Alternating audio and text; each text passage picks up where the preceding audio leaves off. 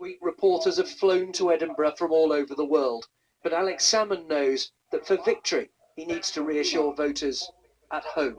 Why should a Scottish voter believe you, a politician, against men who are responsible for billions of pounds of profits? He didn't answer, but he did attack the reporting of... But let me turn very specifically to the question of the Royal Bank of Scotland. I've read you the statement to staff released this morning from the Chief Executive of the Royal Bank. I've read the whole thing, so in the relevant paragraph, just let me briefly remind you. It is my view as Chief Executive that any decision to move a registered headquarters should have no impact on everyday banking services. This is a technical procedure regarding the location of our registered head office. Based on current strategy, it is not intention to move operations or jobs. It's not a matter of operations or jobs. It is a technical matter, in the opinion of the Chief Executive of the Royal Bank of Scotland. I've also heard many times on the BBC the argument that Lloyds Banking Group are about to move their headquarters to London. I would have thought, given the headquarters of the BBC in London, that the BBC might have known that Lloyds Banking Group has their headquarters in London, has had for many, many years,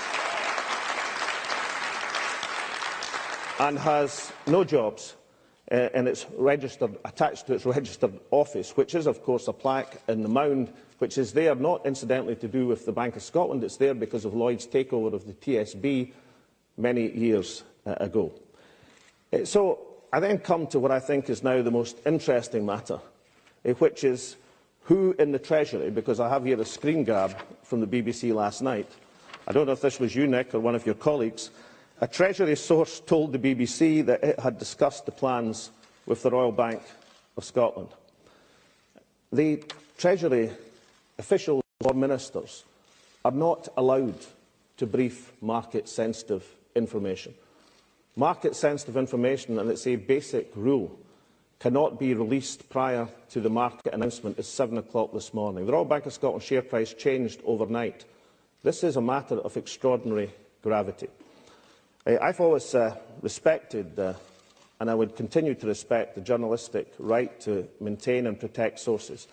But I know that the BBC will want to cooperate with the inevitable investigation by the Cabinet Secretary into the briefing of this information. Given the briefing of information, even if we weren't in a referendum campaign, even if there weren't per the rules which are meant to apply to government, the briefing of market-sensitive information is as serious a matter as you possibly can get.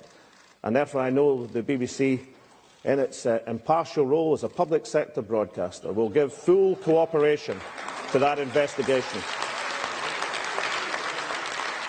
Now, can I go back to our friends in the international media, please? This is an international... Sorry, Nick, I'm going back to our friends in international media.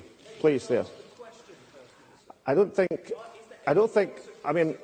I'll tell you what, well, I've just read you the statement. Well, right, and I answered that question. Nick, this has been a lively campaign with heckling at many meetings across Scotland. This is the first opportunity the BBC have had to heckle at a meeting. Congratulations, Nick.